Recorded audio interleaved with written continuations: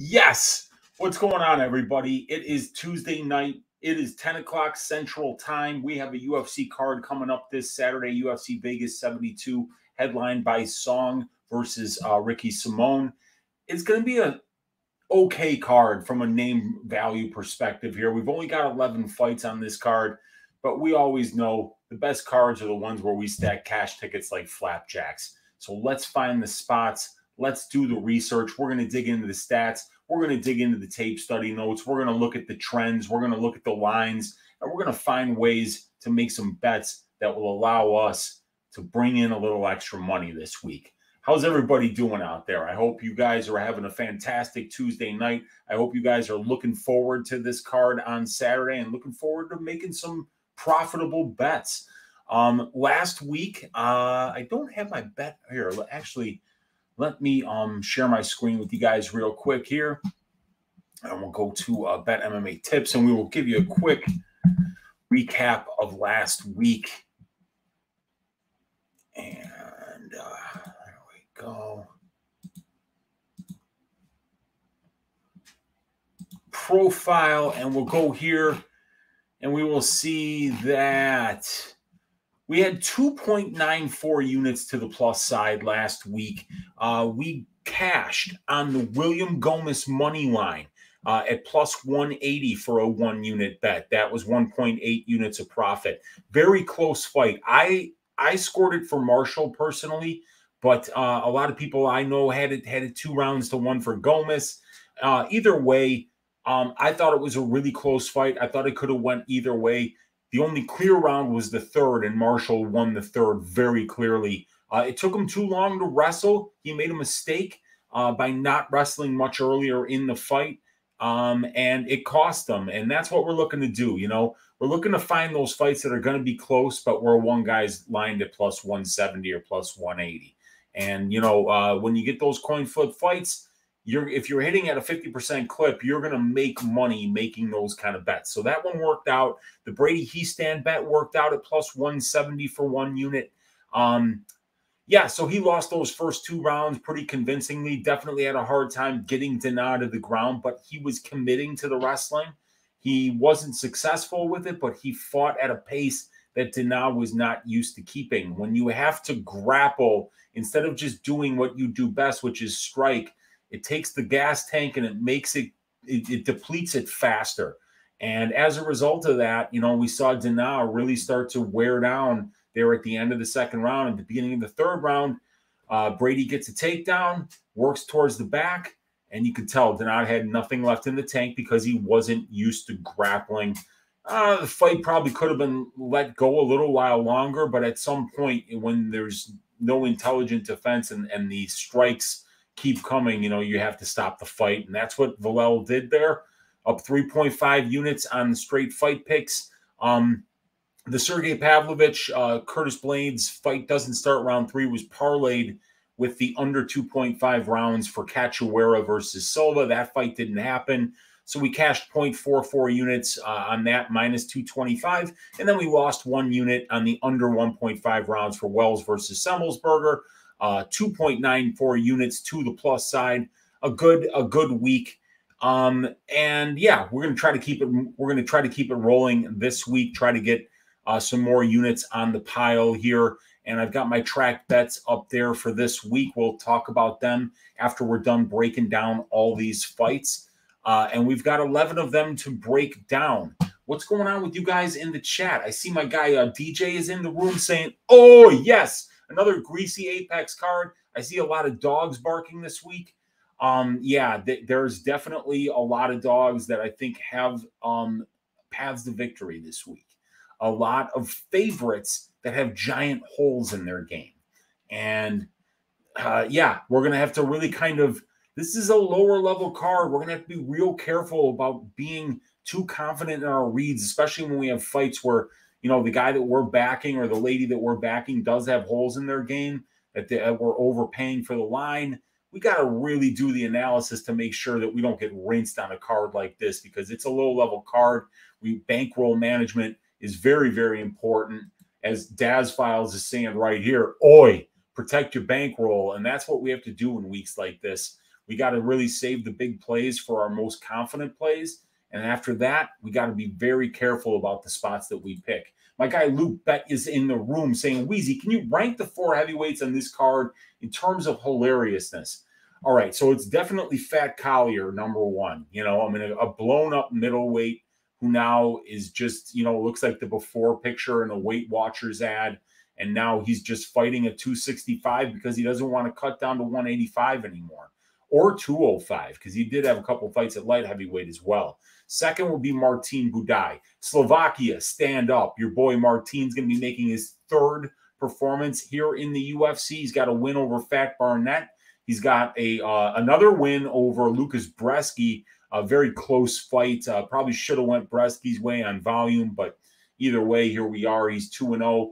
And then we're going to have Marcos Rogerio de Lima, who's a blown-up light heavyweight, 37 years old, throws punches like I don't know. It's like this and like this and like, I mean, there's no technical, you know, like he does have a nice jab that when he's throwing that one at a time, but like he'd like to just stand in the pocket and absolutely bang.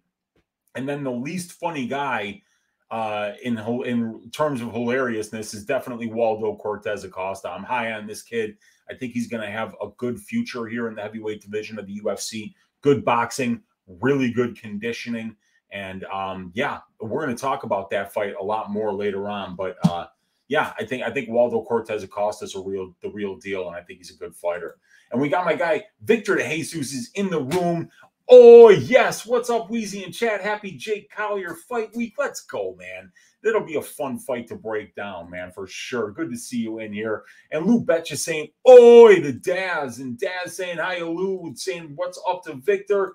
Victor saying, "What's up to Daz?" We got David Dennett saying, "Roll up a fat oi and cheer for Egger fight week. Let's go." I like Stephanie Egger this week. She's got a good matchup this week. Daz File saying, "Wonder if Padilla the most talked about fighter by the weekend." Was there something that I missed about him just besides being his UFC debut and stuff? Is there something that he's done that I don't know about? And Lou Betya saying Nicole Egger is better than Stephanie Egger. Not in judo, but in terms of was Nicole Egger on Baywatch? And was she also on Charles in Charge with my guy Scott Baio, who also played Bob Loblaw on Arrested Development, one of my favorite lawyers of all time? Yeah, Nicole Egger, that is a throwback to people me and Lou Betya's age that we remember having a crush on Nicole Egger when we were like 16 years old. Daz Files saying Girl Scout cookies vaped. Let's go. Let's get it, man. And sub 1 for who? So probably for Egger. Yeah, Egger, sub 1. He's got the egg and then the sub 1. And then TMNX Trass saying Natan Levy fight canceled. Yes, sir, it was, unfortunately. Of course, I had action on it. Had a quarter unit on Pete Rodriguez by first round knockout at plus 1,000. Had the fight doesn't go, or the under 2.5 rounds parlayed. Of course, it got canceled. We got Jenna Marie is in the room saying, Uncle Weezy, what's going on, Jenna? Thank you for hanging out with us tonight on Just the Tip with your host, me, Uncle Weezy. We got Philip V in the room saying, sup. We got Lauren Williams saying, let's still peel some greenbacks off this card. Let's get it. That's the whole point. That's why we're here, Lauren. We gotta find ways to make money on the good cards and the bad cards. This might be a bad card, but if we make money on it, we'll look back on it fondly. We got Bob saying, Weezy the big dog. What's up, Bob? Good to see you having up. Yeah, it's good to see you in here. We got Dr. Stin Nugs saying, Yo, World's Elite Genetics in the house. What's up, man? Good to see you in here. We got Bob Spikerman saying, much love, brother. We got M.A. Laren saying, oi, back at it. Now extra work. Levy main parlay base is gone. I know. Now we got to find new spots. What's up, Jenna? And we got Lauren saying Gomez win was nice. Got a plus 185 on him. Yeah, I think I got plus 180. We'll take those kind of plus money wins, man. Those are the good ones. Plus 180, plus 185, plus 200. When you're cashing on shots like that, it makes you feel real good. And Jenna saying, don't forget to like and subscribe. And I would appreciate all of you to do that. Hit that thumbs up button. It's free. Hit the subscribe button if you haven't already. Don't miss out on any of the content that we got going on here on my channel on YouTube. We got Randy Fowler in the room saying, I'm going to try betting $5 on all the underdogs, no matter the sport. No research needed. Can I be profitable? I guess it depends on the variance. It depends on the variance, and it depends on the performance of the underdogs, especially the heavy underdogs. If you can hit those, at a bigger clip than the implied probability of the lines that you're betting, yeah, you can make a little bit of money. But usually over the long term, whether you're betting all the favorites or whether you're betting all the underdogs, the house still makes a little bit of money because they've got that 5-6% vig in there, and it might be a 3% losing proposition on both sides, so it's hard to know. Pat Timber saying, Pat Timber in the house. What's up, Pat? Love the Hefner robe. Thank you so much. Belonged to my grandfather. This one is a family heirloom. Love wearing this one here on Tuesday nights, you guys. We got Jenna Marie saying, Fat Collier crying. What's up? We got Broke Native saying, oh, he made it. What's up, bro? Good to see you in here. Fat Man card there. There's some heavyweights on this card for sure. Jenna Marie saying that the Hefner robe is a vibe. Yeah, I love this thing. Absolutely love this robe. It's a smoking jacket. Definitely very old school, very refined, very sophisticated, like your Uncle Weezy, So we got Luke Betya saying, do you hate double talk? Then call Bob Loblaw. Yeah, dude. If you hate double talk, you got to call it Bob Loblaw. And if you want to check out a really good law blog, you got to check out the Bob Loblaw law blog. That one is probably my favorite law blog out there. We got Grape Canyon, says Lauren Williams. We got Luke Betya saying he's no Barry Zuckercorn. He's very good. Barry Zuckercorn is very good as a lawyer. And definitely, what was the name of the private investigator? Martin Mull played him. Oh, damn it. The private investigator was great. Jester saying, Weezy, what we sipping on? We've got some beer in the fridge, but we got a lot of work to do, you guys. So I'm sipping on water right now.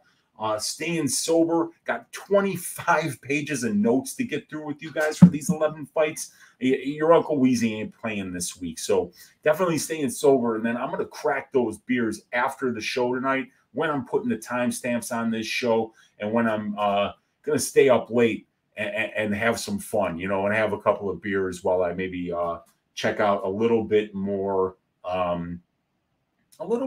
tape on some of these guys. I need to watch a little more tape on Fat Collier and Buday. I don't have a strong lean on that fight. We got Greenbat saying 90s Chicago house fire. Well, yeah, man, that's what we got behind me here, man. We've got a lot of late 90s, early 2000s deep house, disco house, Chicago house. It's all right back there, and I am a big fan of all of it. Definitely some of the classic DJs that came out of Chicago, some of the best house DJs in the world.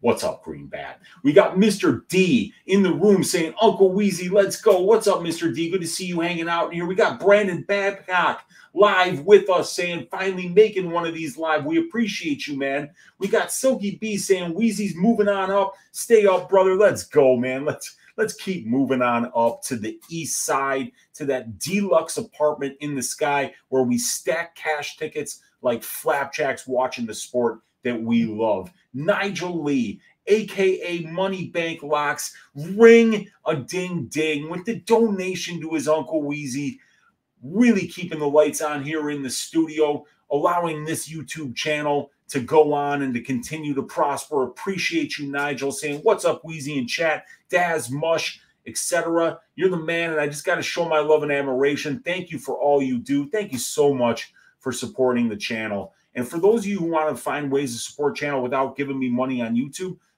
join the Patreon over there. That link there scrolling gives you access to the best stats. You can see all of these stats that don't exist for the Horth Cowan fight because they're both making their debut here. But yeah, we've got the best stats for the least money that you're going to find anywhere. And it allows me to continue doing this work and be able to support myself for all the hours that I do put in. So thank you for donating to the channel. Thank all of you for hitting that thumbs up, for hitting that subscribe, for your attention to the show. And when you donate, it really, really helps me out. And when you join the Patreon, it really, really helps me out. So thank you for the support, Nigel Lee. It means a lot, brother. Really appreciate it. Gene Parmesan. I forgot what's Gene Parmesan. And rest in peace, Jessica Walter, one of my favorite actresses, comedic actresses of all time. Lucille Bluth, her character on Arrested Development, maybe one of my favorite sitcom characters that's ever happened. And rest in peace, Jessica Walter. We got Jenna Marie with the fire in the heart here, and the fire in the heart again from Jenna Marie. Love you, girl. We got the Cuban assassin saying, what it do, Weezy? Felder the Ginger needs to leave that cheerleader outfit at home when he announces his friends' fights. Yeah, that's I mean, I know that that's hard for these guys to do, especially because when you know what these guys are putting on the line just to get into that cage and to fight at a high level. So definitely, yeah, that was wild. You know, when I'm always watching the fights with the sound off when I'm on Pub Sports Radio doing the watch along, so I didn't get to hear him have that little meltdown when there was the headbutt. But yeah, I heard people talking about that, and evidently Paul was very fired up, man. And we got the I am the one, the only one, don't need no gun saying, what's up, Weezy? Made another show on live. Appreciate you here. And we got Pat Timber saying, here we go, Simon Check. What's up, man? You guys, let's roll. Let's get into these fights. We're going to start with Hailey Cowan versus Jamey-Lyn Horth. Let me get the banner up here. And we've got that line right there. We can see that Hailey Cowan is plus 124, Jamey-Lyn minus 144, and the fight doesn't go to decision, sitting at plus 155. Let's first start talking about Hailey Cowan. And for those of you who watch the show regularly, I'm going to read the same paragraph that I read for the Tamars Vidal fight that didn't happen and for the Aylin Perez fight that didn't happen. Hailey is a lifelong athlete. She's 31 years old. She's been a pro fighter for almost 5 years now. She has 9 pro fights and over 80 minutes in the pro cage. 7-2 as a professional, 2 wins by submission, 2 wins by knockout, 3 wins by decision. And she has been submitted in both of her pro losses. Hailey's a southpaw who didn't start MMA until the age of 26. Prior to that, Hailey was a junior Olympic gymnast. She was a 2-time All-American gymnast at Baylor University and also did pro cheerleading and fitness competitions. She's tall and lean, but extremely athletic and explosive. Her kicks get up to the head fast and have power. You can see the highlight reel knockout that Hailey Cowan landed versus Sotak to see how powerful and fast she can be with her kicks. Her setbacks came in her pro debut versus Victoria Leonardo at 125 pounds. When she shot a sloppy takedown, she got reversed, and eventually Victoria got to Hailey's back and sunk in the rear naked choke. And against Clayton, as a minus 435 favorite, she got out-grappled on the ground, was dropped early in the second round, and then got put in a ghillie shortly thereafter and lost the fight. Hailey has also had 2 very close fights against Brittany Cloudy and Claudia Lecha that both went to decision and both could have went either way, but Hailey got the nod in both fights.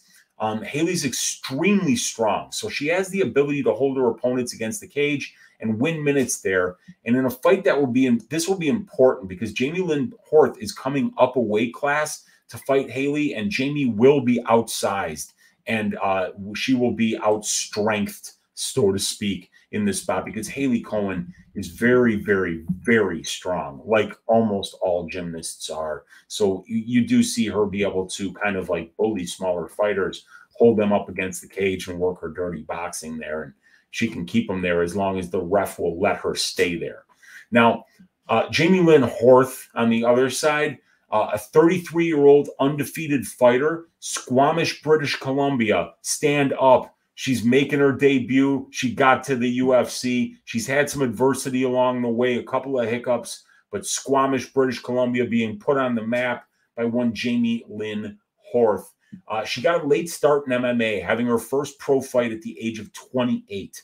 Jamey is 5-0, all 5 wins coming inside the distance. She has 2 submissions and 3 knockouts. She's an orthodox fighter with a Muay Thai base. She's long for the flyweight weight class with long legs, but this fight will be her bantamweight debut. Coming off winning the LFA flyweight title, beating Mayra Cantuaria by rear naked choke in the 3rd round. What was most impressive about that performance was Jamey had all the ligaments in her, well, not all the ligaments, but she heard 6 pops in her leg when Mayra had her in a straight ankle lock that she switched to a heel hook. So she busted up her whole leg and tore a couple of ligaments in there. In the 1st round, this happened. She heard the pops, she got up, and she couldn't put weight on it, but she never showed that she was hurt. And she fought into the 3rd round on one leg, eventually getting a takedown in the 3rd and getting to her opponent's back and finishing with the rear naked choke. Now, when I watched that fight, I had no idea that Jamey's knee had been torn up. She showed she showed a perfect poker face. She didn't show that she was injured. And when I'll have to go back and watch the fight again, knowing that that did tear up her leg. But she's extremely tough. And being able to fight through that kind of adversity in a 5-round fight, knowing that, you know, if you you would have to come back to win the fight on one leg. It was really an impressive performance there. So from what I've seen on tape, Jamey is good everywhere. She's got smooth technical striking on the feet. She's strong in the clinch, and she mixes in the wrestling and does good work from top position. She passes guard, she hunts for subs, and she throws ground and pound. She's definitely had problems getting fights and staying healthy, with only 5 pro fights in a 5-year career. But what you see in the cage from her shows she's ready for this level, and she has the skills to swim in the UFC shark-infested pool. I'm looking forward to seeing Jamey make her debut against Hailey Cowan on Saturday. So in summary, Hailey is 2 years younger. She's 1 inch taller, and she's the natural bantamweight, while Jamey is moving up a weight class to take this fight. Hailey has the pro experience advantage with 4 more pro fights, 25 more minutes in the pro cage, and she's been busier fighting 9 times in 5 years, while Jamey only has 5 pro fights in 5 years. Hailey will be the bigger lady and the stronger athlete here, especially with Jamey-Lyn coming off that serious knee injury.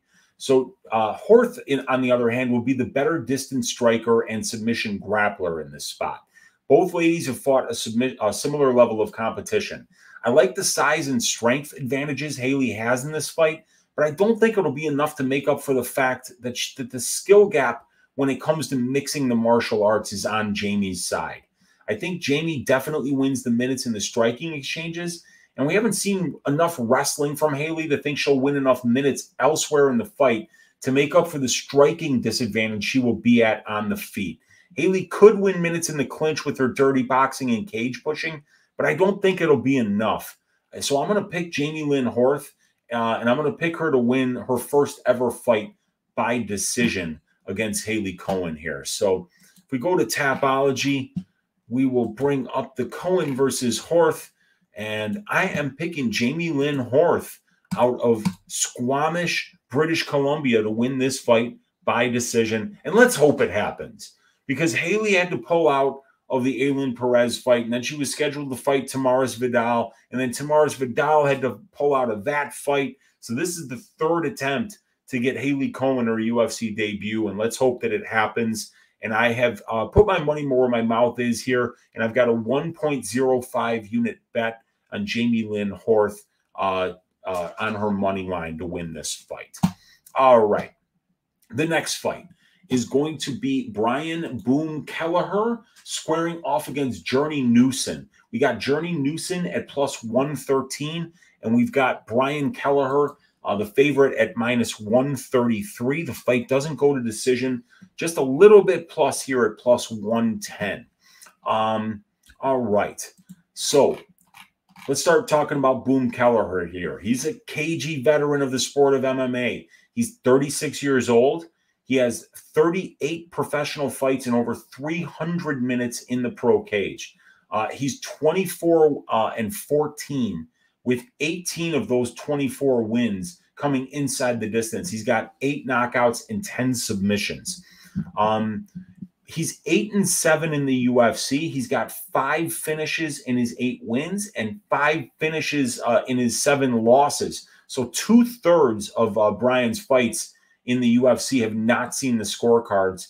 And Brian is 3-2 in his fights that have went to decision in the UFC. So Boom has landed 3 UFC knockdowns, and he has a 3rd-round KO win over Damian Webster-Stasiak and a 2nd-round KO win over Hunter Azure in a fight that he was losing until he flashed the power that he has in his left hand. Boom is definitely an opportunistic finisher with solid boxing and a really nice front kick. And he can finish fights with the power he has in his hands as well as with his submission game. As Brian has 3 submission wins in the UFC, all by guillotine choke, which has always been Brian's signature submission. Brian's UFC fights have been spent at distance striking range a little bit more than 56% of the time. And in those minutes, Brian has a negative 2.34 distance strike differential, and he throws 3.69 less distance strike attempts per minute spent at distance than his opponents do. So he definitely appears to be losing minutes at distance. And while he's landed 3 knockdowns and has 2 knockouts, he lands a knockdown on 0.41% of the significant strikes that he's landed. So he isn't flashing enough power on the feet to make up for the minutes he's losing at distance striking range. Brian is doing a much better job of winning minutes with his grappling.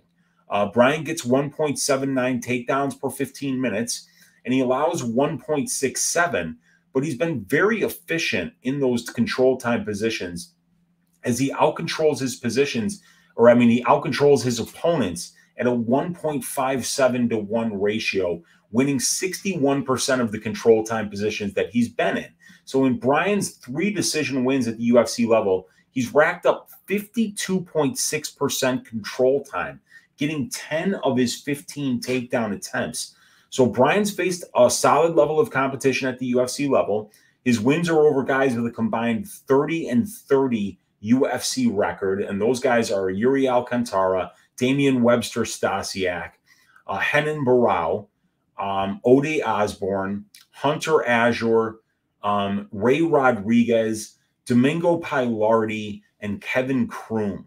And his losses are to studs with a combined UFC record of 51 wins and 20 losses. Here's the guys that Brian's lost to: Marlon Vera, John Lineker, Montel Jackson, Cody Stamen, Ricky Simon, Umar Nurmagomedov, and Mario Batista. So, definitely he's fought really good competition. And when you look at those names that have beaten him, one of the questions you have to ask yourself is that current opponent, in this case, Jamey-Lyn, does he belong? Which list of names does Jamey-Lyn belong with? The guys that Brian has beaten: Yuri Alcantara, Damian Stasiak, Barao, Osborne, Azure, Rodriguez, Pilardi, and Kroom? Or does he belong with, Marlon Vera, John Lineker, Montel Jackson, Cody Stamen, Umar Nurmagomedov, Ricky Simon, Mario Batista? So Jamey-Lyn here is a 34-year-old fighter. He's 5'5" with a 67-inch reach. He's got 15 pro fights, an 11-4 record with 7 of those 11 wins coming inside the distance. He's got 4 knockouts and 3 submissions. He's 2-3 in the UFC with 1 win and 1 loss being by knockout. And he's 1-2 in his UFC decisions. Jamey's a well-rounded fighter. On the feet, he's got a traditional martial arts stance. He bounces up and down on his toes. He uses kicks to maintain range, and he'll show some spinning and jumping techniques. So he's athletic and multifaceted on the feet. Jamey can really grapple too. He's a BJJ brown belt, and he's shown in the UFC thus far that he's capable of competing wherever the fight goes. Jamey has a positive 0.67 distance striking differential. He's got 31% accuracy and 70.5% distance striking defense, which is very good. He does a great job of using his kicks to maintain and close the distance, which really helps him because Journey's a short bantamweight. He's landed and absorbed 1 knockdown, and over 76% of Journey's fights take place at distance striking range. Journey hasn't wrestled much offensively. He has 2 takedowns while allowing 9, and he gets out-controlled 21% to 2% while showing terrible 44% takedown defense and allowing 2.92 takedowns per 15 minutes. That could be a problem against Kelleher, who has won his last 2 decisions by accumulating takedowns and control time against both Kroom and Pilardi.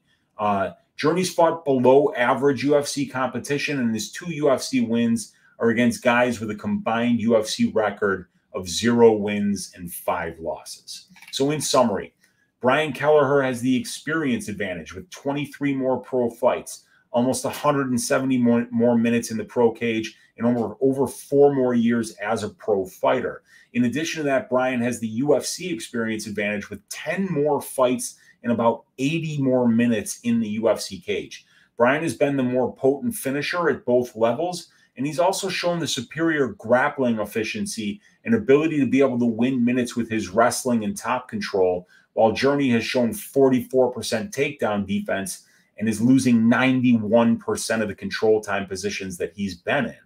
Brian has also faced, beaten, and lost to the better brand of UFC competition. Now, Journey Newson on the other side is 2.5 years younger. He's got a 1-inch reach advantage. He's shown superior minute-winning skills at distance striking range, according to the analytics, as he has a better distance striking and distance strike attempt differentials. And Journey does a better job of staying safe at distance with that 70.5% distance striking defense that he has. I think if this fight takes place at distance striking range, Journey is absolutely live to get the win. However, if Brian shows that renewed commitment to the wrestling that he showed in the Kroom and Pilardi fights, then I see him winning enough minutes with the grappling to cruise to a unanimous decision win here. And that'll be my pick, Brian Kelleher to win by decision. So we're going to go boom Kelleher here to win by decision over Journey Newson. That'll be a fun fight. The next fight that we're going to talk about is Irina Alekseeva, also known as Russian Ronda, and she's plus 235, a big underdog to Stephanie Egger, who's minus 275. Fight doesn't go to decision, even money at plus 100. Let's get these stats up on the screen, and we don't have stats for Alekseeva, but we do for Egger. First, let's start talking about Stephanie Egger. She's a 34-year-old fighter hailing from Switzerland. She's 5'6" with a 68-inch reach, and she's got an 8-3 pro record with 7 of her 8 wins coming inside the distance, 4 submissions, 3 knockouts. Steph is 3-2 in the UFC with all 3 wins coming inside the distance. She subbed Aylin Perez with a rear naked choke, Jessica Rose Clark with an armbar, and she knocked Shanna Young out with an elbow from top control. Steph is a high-level judoka. She's a black belt, having won the 2010 Under-23 championships, and she was also Swiss judo champ between the years 2011 and 2013. She also won the ADCC European Trials in 2019, and she went to decision with Gabby Garcia in that tournament. And Gabby Garcia is huge. So Stephanie excels in the grappling exchanges, as all of her UFC wins took that path. In her wins, Stephanie is 6 of 13 on her takedown attempts, while racking up 56.2% control time, and 75% of the cage time in those fights took place in control time positions. Steph, like most judokas, excel in the clinch. She's strong. She has great balance. And once she's in the clinch, she gets her hips close to her opponent and gets throws that get her into top position, where she uses her ADCC skill set to set up her submission attempts. Stephanie has a negative 1.83 distance striking differential, and she throws 3.56 less distance strike attempts per minute than her opponents do. So it's a good thing for Stephanie that she only spends 23% of her 37 minutes of UFC cage time at distance striking range, because clearly this is where Stephanie is at her most vulnerable. Stephanie's overall level of UFC competition has been solid. However, her wins are over opponents with a combined 5-win and 8-loss record, while her 2 losses are to ladies with a combined 9-win and 2-loss record. So Stephanie is beating lower level competition while losing the top 15 fighters. And she's going to be welcoming Irina Alekseeva to the UFC bantamweight division on Saturday. Now, Russian Ronda is a 32-year-old fighter with a 4-1 professional record in a 4-year career. She has just below 50 minutes in the pro cage, and she'll be making her UFC debut on Saturday. Irina is a 3-time world Sambo champion who also has a judo base. She has fought both at featherweight and flyweight in her pro career. So this will be her first fight as a bantamweight. Irina made her pro debut in 2019. She fought 3 times in the span of 9 weeks, won all 3 fights, and then she was supposed to fight Milana Dudieva in Pro FC, but Milana pulled out, and then Irina fought the 8-win, 6-loss, and 2-draw Lilia Kazak, and she lost that fight by unanimous decision. Then she almost took 2 years off before winning a unanimous decision in Bellator versus the 5-2 Stephanie Page. Irina is very tall and long for the division. She does a decent job using her length on the feet, throws kicks, has a serviceable striking game overall, but definitely nothing UFC level there other than her size and her length. The grappling game from what I saw on tape was underwhelming. She definitely looks to win minutes with cage pushing in the clinch when she doesn't want to strike with her opponent. The conditioning looked horrible in the Kazakh fight. She came close to finishing the fight after landing a big shot on the feet and then got on top and landed a lot of ground and pound, but the ref let it continue, and Irina emptied the tank trying to finish. She came out in the second with her mouth wide open and clearly slowed down for the rest of the fight. She lost the last 2 rounds as well as the last 2 rounds as well as the last 30 seconds of the first round when Kazakh took her back and had her in a deep rear naked choke at the end of the round. The optics of Irina's conditioning in that fight were horrible. The best parts of Irina's tape is when she can use her judo to get takedowns and top position, and then find ground and pound and submission attempts from top position. But this is going to be a tough road to hoe because her opponent is stronger in the areas where Irina excels. This is a huge step up in competition for Irina, as the level of competition she's fought so far in the UFC, or the level of competition she's fought thus far, is not UFC level at all. So in summary, Stephanie's going to have a 2-inch reach advantage here, as well as the overall experience advantage and the UFC experience advantage. Even though both ladies come from impressive grappling backgrounds, it looks like Stephanie has the superior submission grappling game, and she's definitely faced and beaten a much better level of competition. Irina is 2 years younger. She's got a 2-inch height advantage. I think this should be Egger all day. We're missing a lot of info on Alekseeva. How will she handle the step up in competition against a bigger, against bigger competition after missing weight not once but twice down at flyweight and being forced to move up to bantamweight? This being her UFC debut against a step up in competition feels like too tall of an order against a lady in Egger who's demonstrated a very good MMA grappling game against UFC level competition. I'm going to go with Stephanie Egger to win this fight by 2nd round submission. All right, so we'll go to Tapology here, and we're going to pick Stephanie Egger, and I'm going to have her winning this fight by submission in round number 2 over Russian Ronda, Irina Alekseeva. It'll be interesting. I've watched all the tape available on Alekseeva. She's tall, she's long, the striking's okay. It's okay. Kind of like Egger's striking is okay, but the level of competition that she's fighting, we're seeing her lose minutes on the ground to that low-level competition. So it just doesn't. I haven't seen anything on tape from Irina to lead me to believe that Egger isn't going to toy with her in the judo exchanges, in the clinch, and on the ground. So yeah, going with Stephanie Egger by 2nd round submission here. The next fight that we're going to talk about is going to be Cody Durden at plus 120 going up against Charles Johnson at minus 140. The fight doesn't go to decision, plus money here at plus 155. So let's first start talking about Cody Durden here. He's a 32-year-old flyweight training out of ATT Atlanta. He's a southpaw who's 5'7" with a 67-inch reach, and he's got a 14-4-1 pro record in 19 fights and over 125 minutes in the pro cage. And Cody is 3 wins, 2 losses, and a draw in the UFC with over 50 minutes in the octagon. I would call Cody a wrestle boxer. He has nice power in his hands, especially early in fights where he's landed knockdowns against Bays and Mota. The Mota knockdown wasn't credited as such, but when you watch the fight, Cody lands a huge one too that probably drops Mota if Cody doesn't immediately dive in on a double leg. The distance striking numbers aren't spectacular for Cody, as he's got a negative 0.93 distance striking differential and a 50% distance striking defense. But Cody does stay busy, landing 5.52 distance strikes per minute, and he does have 1 knockdown at the UFC level.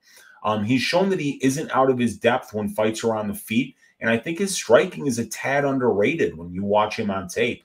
That being said, it's the wrestling and control time where Cody does his best work. Cody averages 4.17 takedowns per 15 minutes, and he averages almost 52% control time while only yielding 5.4% control time to his opponents. He's out-controlling his opponents at a 9.6 to 1 ratio. This will probably be Cody's best path to winning minutes in this fight, as Johnson has 60.5% takedown defense, and he gets controlled almost 33% of his UFC cage time, but pretty much all of that was against Muhammad Mokaev, with a little bit of it coming against Zhalgas. Cody has been submitted twice in the UFC and 3 times overall in his career, so Cody backers need to be aware of that before they go too heavy on him, as Johnson has 3 career wins by submission. Cody's faced inexperienced UFC competition thus far, but they do have winning records. Now, on the other side, it's going to be Charles Energy Johnson here. He's a 32-year-old fighter who has nice size and length for the flyweight division. He's 5'9" with a 70-inch reach. He's a switch stance fighter, 13-4 pro record with almost 200 minutes total in the pro cage. Charles is the former LFA flyweight champion, and thus far in the UFC, he's 2 wins and 2 losses with almost 50 minutes total in the octagon. He's been in a couple of very close fights with Ode Osborne and Zhalgas, and he's 1-1 in those close fights. Johnson's at his best when he's at distance striking range. He has crisp, smooth boxing. He throws in combination, he switches stances, and has the conditioning necessary to push a volume-heavy pace and get better as the fight goes on. The problem with this is that he sometimes takes a while to find his way into a fight. It can be frustrating watching him constantly feint without throwing. And if his opponent pressures him, he reacts poorly to that. He really needs the right kind of opponent in order to look his best. Johnson has a negative 0.07 distance striking differential with just under 50% accuracy, that's really good accuracy. And he's got 58% distance striking defense, which is solid. Just under 59% of Johnson's fights take place at distance striking range, where he definitely prefers to be. Johnson gets out-controlled at almost a 4-to-1 ratio, and he allows over 32% control time to his opponents. But that's skewed by the Mokaev fight, where he gave up 704 seconds of control time, and he's only been controlled for 964 seconds in his entire UFC career. So, outside of that fight, he's allowed 12.5% control time to his opponents. So Cody's going to have to really commit to the grappling in order to control Johnson as effectively as Mokaev did. Charles has faced a solid level of competition as well in the UFC, more experience than the guys Cody's faced, but with not as good of a ratio. So in summary, Cody's going to have the wrestling advantage here. He's been a better moment winner in the striking exchanges as well, but it's the commitment to the grappling and wrestling that's going to be Cody's path here, as Charles Johnson has never been finished. Charles is 2 inches taller. He's going to have a 3-inch reach advantage over Cody. He's got 70 more minutes in the pro cage, and he'll be the better minute winner on the feet, especially in the second and third rounds. And his conditioning should be better as well, because it'll be Cody who's wrestling here, and it just takes a lot more energy to wrestle offensively than it does defensively, unless you're scrambling, in which case it's exhausting for everyone. So I think Charles is going to do enough stopping the takedowns, and with his switch stance style, he could give Cody some looks on the feet that might confuse and frustrate him, as Charles is comfortable switching stances on the feet, and Cody's not. I'm picking Charles Energy Johnson to win this fight by decision, but I don't think I'll be laying the juice here. But I'll tell you something. If we look here at best fight odds, the money is coming in on the Cody Durden side. People have seen some value there, and we can see here he opens at plus 125, but then he immediately goes to plus 170, and he stays there for a long time. And then all of a sudden, over the last couple of days, it just, ticks all the way down to plus 122. So all that money coming in on Cody Durden, it's actually pushed the line below where it opened at plus 125, and it peaked as high as plus 170 on the aggregate. So a lot of money coming in on Durden. They must like his wrestling, and I like his boxing, and I think he's very dangerous early in fights too. Definitely Cody Durden's made a fan out of me over his last few performances. I think he's a pretty good fighter, and I think it's a really interesting matchup that he's going to have here with Charles Johnson. And yeah, I'm picking Charles Johnson, though, to win this one by decision, but I will not be laying the juice on him, and I'll probably be staying away from the fight in general. So we're looking for the Tapology page here, and we're going to go Cody Durden, Charles Johnson, and Charles Johnson I'm picking to win this fight by decision. All right.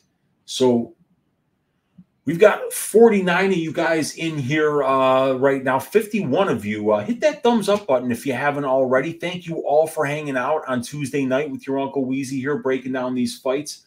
I appreciate each and every one of you. All right, you guys. Let's get on to this next fight, which is going to be Martin Buday, Slovakia, stand up, minus 106. He's going to be squaring off against Jake Collier, the prototype, at minus 114. The fight doesn't go to decision at minus 125 for this fight. So let's get these stats up on the screen. I'm going to take a sip of water. And there we go. Buday Collier.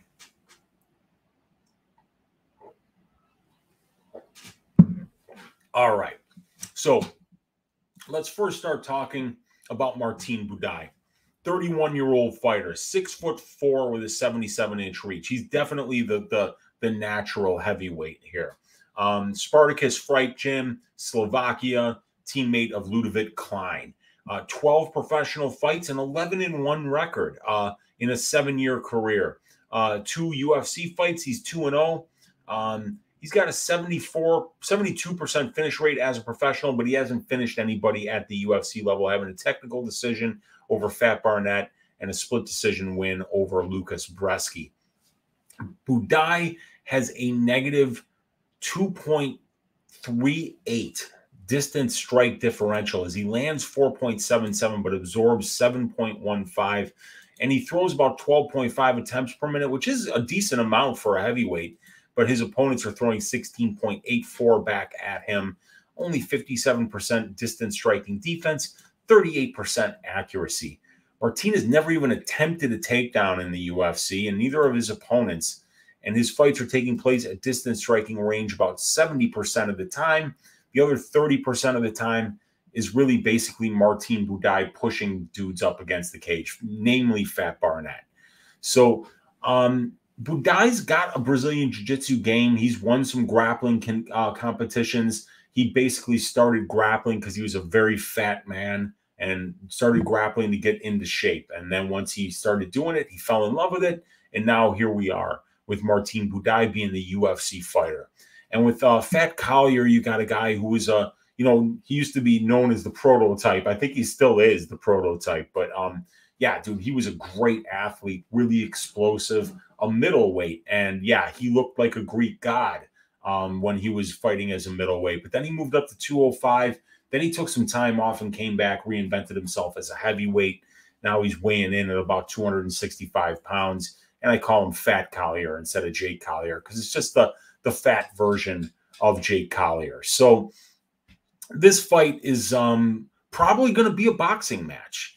And, we see the same kind of stats here out of Collier at range that makes me believe that this fight's probably going to look a lot like Lucas Bresky versus Martin Buday, which, Buday probably lost, but he got gifted a decision there. One of the few bad decisions that I've been on the right side of is I had actually bet 4.5 units on the Martin Buday money line that day at minus 225, trying to win 2 units. Cashed it, but yeah, I mean, it was obviously, I thought that Buday was going to actually go to the grappling. I thought he would try to push the much smaller Lucas Bresky up against that cage and use his dirty boxing, potentially get a trip and work for some BJJ, submissions because, we saw Lucas get put on his back by Carl Williams over and over and over again and just not have much for him there. So we can see Collier here lands 6.86 distance strikes per minute while only absorbing 5.18. 16.52 attempted, 11.61 coming back his way. He's a little more accurate than Martinez at distance and a little less defensively responsible. Jake has been knocked down once in his UFC career, and he has 3 knockdowns of his own, while Martin Buday has 1 knockdown and he's absorbed 0. So Jake Collier has faced a better level of competition, as Buday has only faced Bresky and Fat Barnett, but Martin Buday kind of did cruise to victory over Fat Barnett, while Fat Collier had problems with Fat Barnett after he gassed out trying to finish him in the first. So both of these guys pretty much styled on Fat Barnett, but Fat Barnett was able to last through the first round. Collier was this close to finishing him. And when you're a heavyweight and you empty the gas tank trying to finish, it's just so much harder to recover. And then there was a wrestling exchange where Collier had to scramble. And I think at that point, he knew he was completely out of energy. And yeah, Fat Barnett got his back and finished the fight. But both of these guys performed well against Barnett.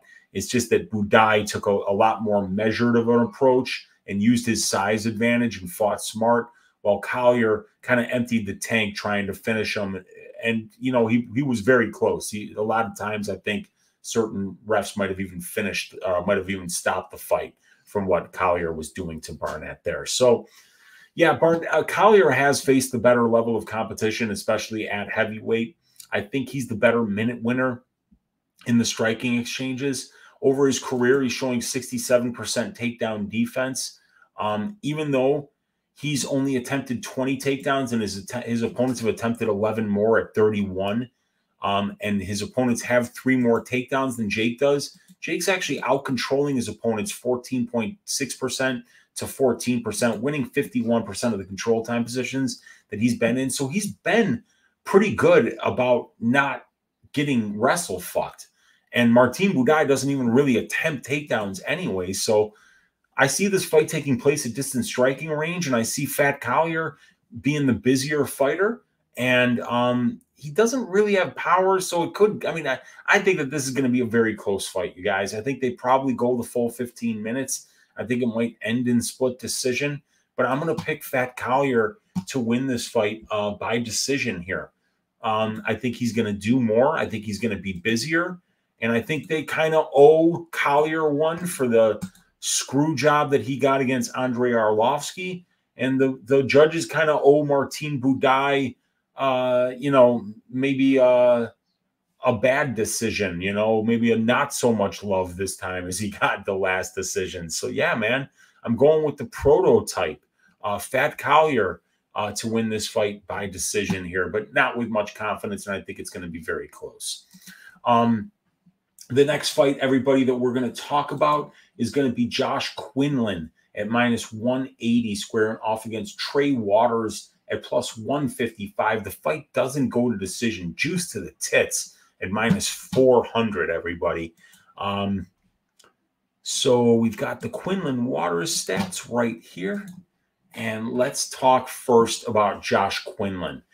He's a 30-year-old Hawaiian fighter who's 6 foot with a 72-inch reach. He's 6-0 as a professional with 1 no contest, and he's got 40 minutes in the pro cage. Josh has a degree in mechanical engineering from UNLV, and he just started training full-time before his Dana White Contender Series fight after taking a leave of absence from his full-time job to chase his MMA dream.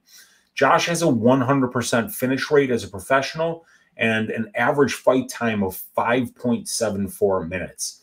Josh has 4 knockouts and 2 submissions in his pro career. And when you watch the tape on this kid, it's clear that he has serious power in his hands.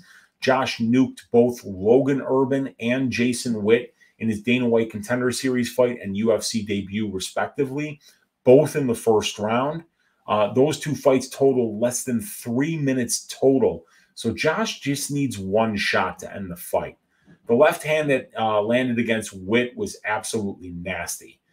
He keeps his hands high at distance striking range. He throws heavy low leg kicks and punches. Everything comes one at a time, and it's thrown with 100% power. So Josh isn't really going to win minutes at this level with that style, but as long as he continues to find those moments, he'll continue to be successful without finding ways to increase his output or take more risks. We definitely need to see him take a step up in competition, though, as his DWCS opponent, Logan Urban, took that fight on 3 days' notice on a quick turnaround. And Jason Witt's maybe the chinniest fighter in the history of the UFC, so we can't get too out over our skis about Quinlan's recent performances, especially knowing that he's a steroid user who's tested positive for banned substances twice. He's going to be squaring off against Trey Waters, who's taken this fight on very short notice, you guys. 28-year-old fighter with a 7-1 pro record in 3 years as a pro. He's got 6 of those 7 wins coming inside the distance, and he's got 3 knockouts and 3 submissions. Trey is huge for the division. He's 6'5" with a 77-inch reach, and he does a nice job of using that length everywhere the fight goes. Trey has 67 minutes in the pro cage, and he'll be making his UFC debut just 2 weeks removed from his last weight cut down to 170. And his last fight with Jalen Fuller in LFA, which was a second-round knockout win. So that is a very important narrative to keep our eye on for this fight. So just 2 weeks ago, not even 2 weeks ago at this point, he had a fight with Jalen Fuller where he actually absorbed some punishment in that fight. So this fight will be happening 14 days after the Jalen Fuller fight, and a 6'5" guy who cuts down to 170 will be making that cut twice in 14 days, and he'll be fighting twice in 14 days. So really, it's such an important narrative to keep your eye on for this fight, and it's a great reason to not be confident about the outcome on either side here. Josh, on the feet, Trey does a nice job of using his length to manage distance, in particular with his kicks and his jab, which he stays behind and uses to set up his combinations. Trey does a decent job of moving his head and his feet defensively, which is a good thing because he tends to keep his hands pretty low while he stalks his opponent. He definitely has the ability to plant his feet and catch you coming in if you're careless trying to close the distance. But Trey needs to keep fights standing. From what I've seen on tape, his ability to get off the cage when his opponents try and hold him there is lacking, as well as his ability to defend against grapplers, whether they are wrestling or trying to score points from top position. Trey Waters' win over Ben Bennett came as a result of a perfect step-in knee that he landed with less than 30 seconds left in a fight he was losing as a result of not being able to get his back off the cage, despite the referee helping Trey 4 different times in just the 3rd round by taking Ben's position away from him.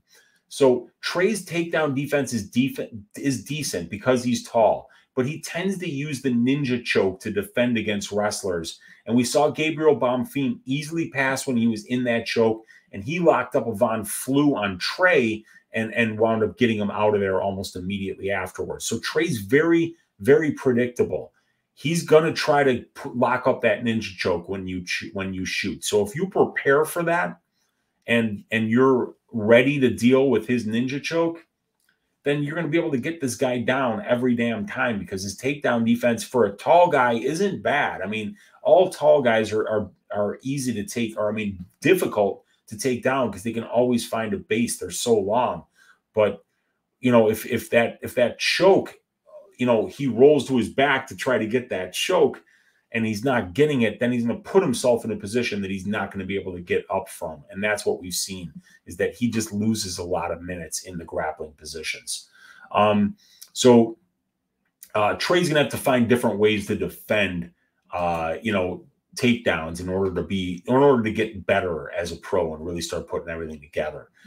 Trey's narrow ass legs also look to be vulnerable to leg kicks. And he's got tall man defense on the feet and tends to eat big strikes when his head movement fails him.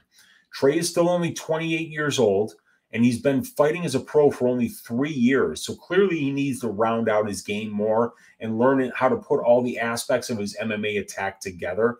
But if Trey's opponent allows him to just work at distance striking range, they're going to be playing into what he does best.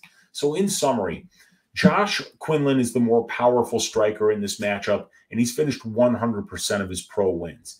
Josh will be the stronger fighter and much more likely to win minutes in the clinch.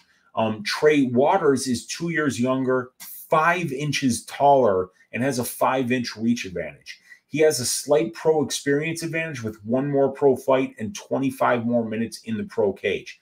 Trey will be the better distance striker while this is at range because of that 5-inch reach advantage, and good distance management with his front kicks and long jab will allow him to be able to win minutes while this is at distance striking range, as long as he's not getting that lower leg chewed up by Quinlan. And Quinlan does like to throw those low leg kicks, and against somebody as tall and narrow as Trey, that could potentially be a huge problem.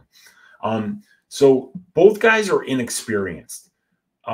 Both guys have fought a similar level of competition, and both guys tend to be a little one-dimensional in how they win fights.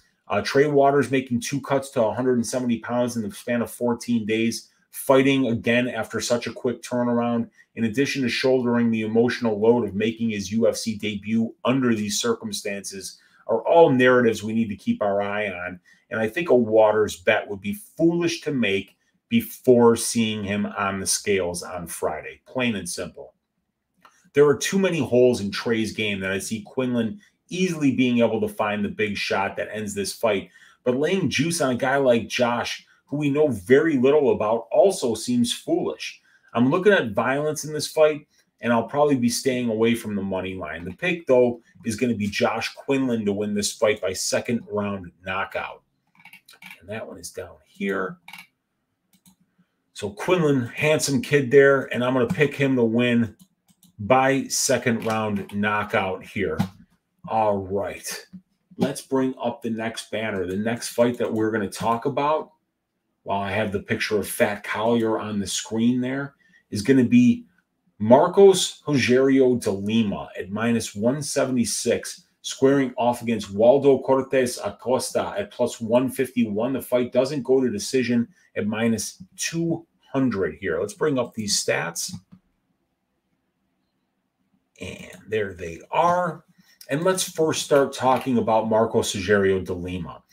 He's a 37-year-old kickboxer who's small for the division. At 6'1" with a 75-inch reach. He's got a wealth of pro experience, though, with 29 pro fights, 20 wins, 8 losses, a draw, over 165 minutes in the pro cage. He also has a lot of UFC experiences. He's got 15 fights and over 80 minutes in the UFC octagon. Marcos fights like he's double parked. His average fight time in the UFC over a 15-fight sample size is 5.41 minutes. 7 of Marcos's 9 UFC wins are finishes. That's 5 knockouts and 2 submissions. And he's been finished in 5 of his 6 UFC losses, all of them by submission. Marcos is 2-1 in the UFC in decisions, and De Lima only spends 33% of his UFC cage time at distance striking range. But when he's there, bodies drop. He has 6 UFC knockdowns, and he lands a knockdown on 3.5% of the distance strikes that he lands. And he has 5 UFC wins by knockout. So he throws heavy low leg kicks and wide looping hooks. He's a very front-loaded fighter, as all 7 of his UFC finishes come in the very first round. So if Marcos doesn't get that first-round knockout, he will look to use his wrestling and top control to win minutes without having to expend much energy. Marcos is 7 of 14 on his UFC takedown attempts, and he outcontrols his opponents 46% to 20% in control time positions, winning just under 70% of those positions. In Marcos' 2 UFC decision wins against Maurice Green and Adam Wieczorek, he totaled almost 22.5 minutes of control time. So if he doesn't get Waldo out of there early in the first, he might have to rely on his wrestling to win minutes, because Waldo has showed excellent conditioning thus far in the UFC and will take over on the feet if Marcos, if his output slows in the 2nd and 3rd rounds. Marcos has fought good competition at the UFC level, and his wins aren't bad according to the metrics. However, if you take a closer look, it's not good. The guys De Lima has beaten are Richardson Mojera, Igor Pokrayak, Clint Headbussa Hester, Jeremy Kimball, Adam Wieczorek, the Combat Wombat Ben Sosoli, Maurice Green, a 6'7" crochet enthusiast who smokes with cigarettes, and the washed Ben Rothwell and Andre Arlovsky. So those metrics that we see on the screen here of De Lima having a 1.13 ratio overall and having a 47 and 45 total record of the guys that he's beaten, it's really skewed by the records of Ben Rothwell and Andre Arlovsky. So for instance, if we look down here and we look at the strength of schedule tool that I have over here, you see like the 23 and 15 record that Arlovsky has and the 9 and 8 record that Rothwell has at the UFC level. Well, if you take those numbers away, then the guys that he's beaten were 4-4, 0-1, 2-1, 1-3, 4-3, 4-8, and 0-2. And he's losing to good guys, but also guys, you know, a 3-3 guy, a 4-2 guy, a 2-4 guy, and then like St. Preux, 13-11, I think. I forget who the other ones are here, but the losses, you know, to Ovin St. Preux, Gadzimurad Antigulov. I mean, Krylov's a stud. Stefan Struve, meh. Alexander Romanov, you know, who, I mean, if he can wrestle you, he can beat you. And then Blagoy Ivanov was a very close fight. But yeah, 3 kind of older guys here recently in Rothwell, Ivanov, and Arlovsky. But Waldo Cortes-Acosta is a lot younger, and I think it's going to be a different type of fight here. So let's talk about Waldo, all right? He's a 31-year-old boxer out of the Dominican Republic who boasts an undefeated 9-0 pro record. He's got 5 wins coming inside the distance, 4 of them are knockouts, and he's got a submission win in there as well. He's 4-0 in decisions in his career, and both of his UFC wins were by unanimous decision. Waldo does his best work on the feet at boxing range. He's athletic, explosive, and fast. He has crisp boxing and great conditioning. In his 30 minutes of UFC cage time versus Vandera and Chase Sherman, he's got a positive 3.47 distance striking differential. He's throwing 4.5 more distance strike attempts per minute than his opponents do. And he's got an impressive 50% distance striking accuracy and 61% distance striking defense. 93% of his UFC cage time has taken place at distance striking range thus far.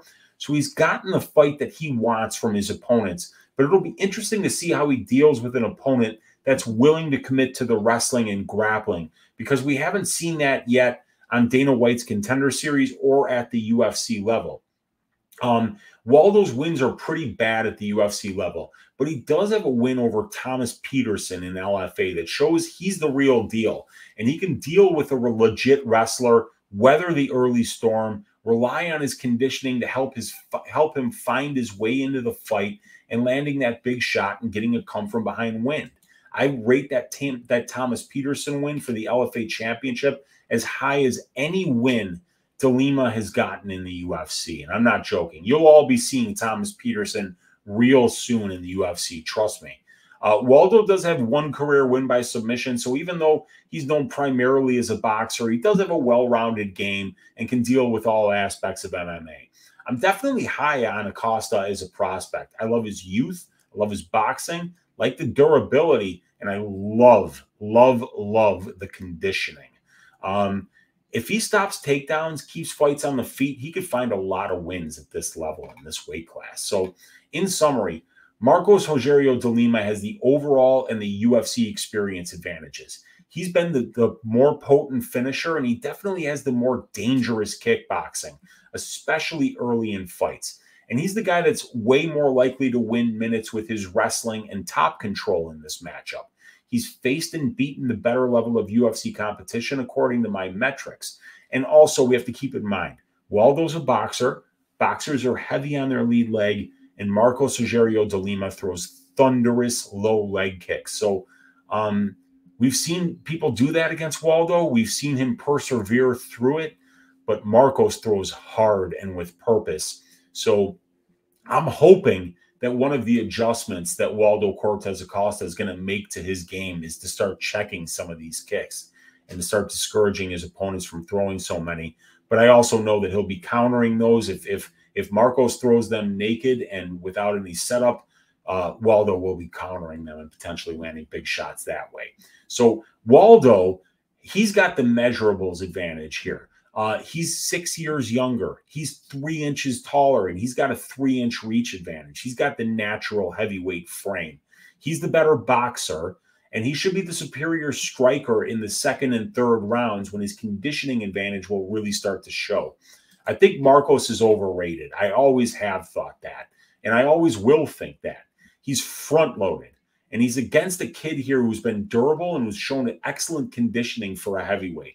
I love the fact that Acosta is younger, bigger, more athletic. I think he's a great live bet spot if he survives the first without getting his ass shaved out there. And I like Waldo to take over down the stretch, stop the takedowns, outwork Marcos on the feet, breaking him late in the fight. I'm picking Waldo Cortes-Acosta to win this fight by third round knockout, everybody. Definitely excited about this prospect. And we're going to see how de Lima does against somebody that's not 40 and washed, or 37 years old in Blagoy Ivanov's case who's been stabbed in the heart. So yeah, I'm going to go. I think Cortes-Acosta is going to break this dude late, and I think de Lima's lack of conditioning is really going to cost him in this fight. All right, 4 more fights to break down. We got almost 60 of you hanging out in here. Please hit that thumbs up. Please hit that subscribe if you haven't already. Let's see, who do we got in here? TNT is fading Trey Waters. I hear you, man. I'm picking Quinlan to win that fight. Alex saying, what up, Weezy? Just wanted to stop by and say hi. WCA over 7.5, in my opinion, still. Waldo Cortes-Acosta over 7.5. I like that. And my guy Victor de Jesus, a fellow Dominican like my guy Waldo Cortes-Acosta, Dominican Republic, stand up, by the way, saying, oh, wow, Weezy on Waldo, round 3, let's go. I see everybody on de Lima. Yeah, everybody is on de Lima, and that was my pre-tape lean as well. But, man, I'm really impressed by Waldo Cortes-Acosta. My guy Patrick is in the room. What's up, Unc? What's going on, Patrick? Good to see you in here, man. And we got XA Money 823 saying, what's good, Uncle Weezy? Had a massive week last week. Happy to hear that, brother.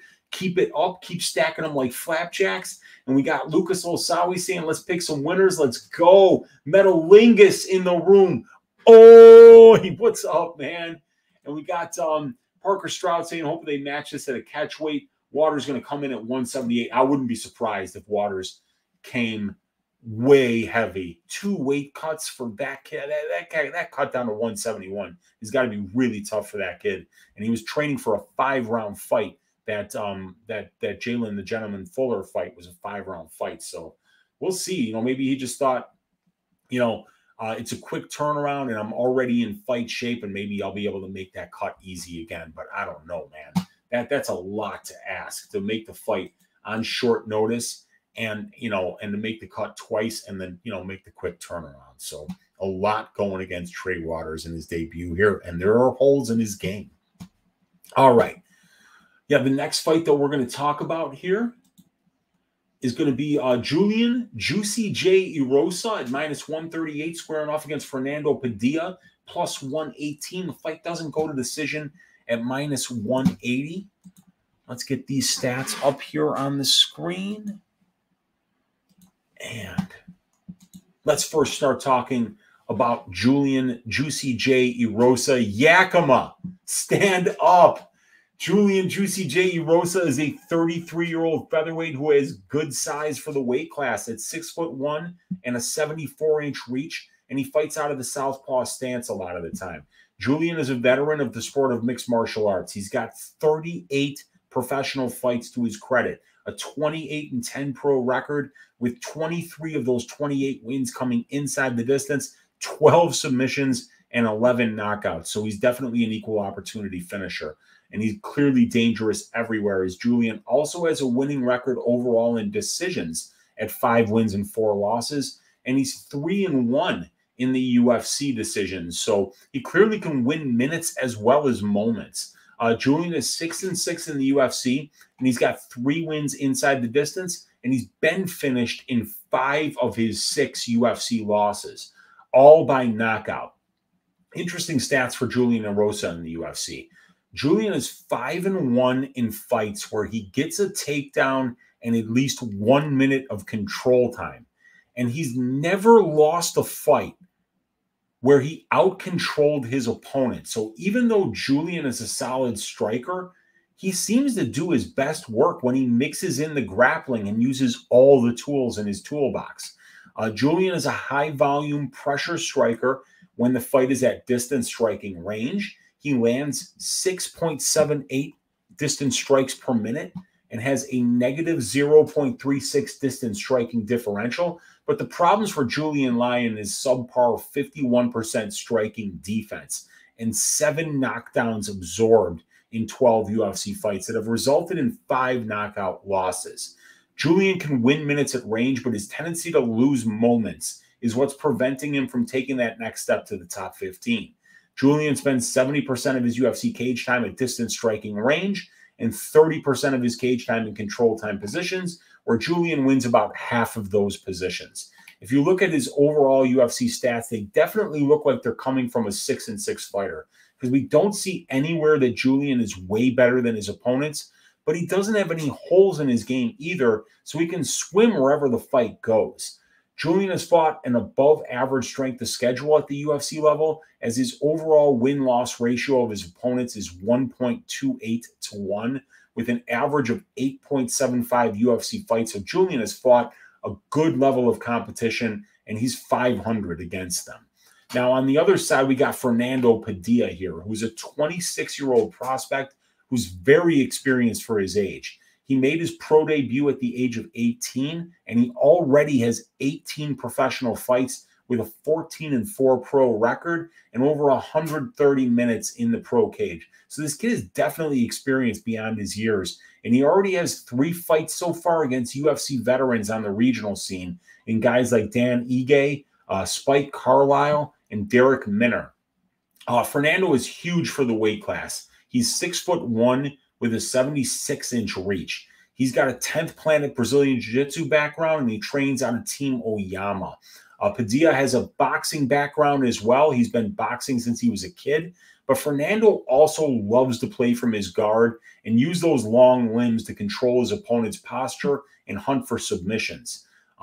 This has been a double-edged sword, though, for Fernando thus far into his pro career, because he's racked up 8 career wins by submission, but he's too patient while on his back. And as a result, he loses a ton of minutes there trying to set up submissions. And this is evidenced by his 2 wins and 4 loss record in decisions as a professional.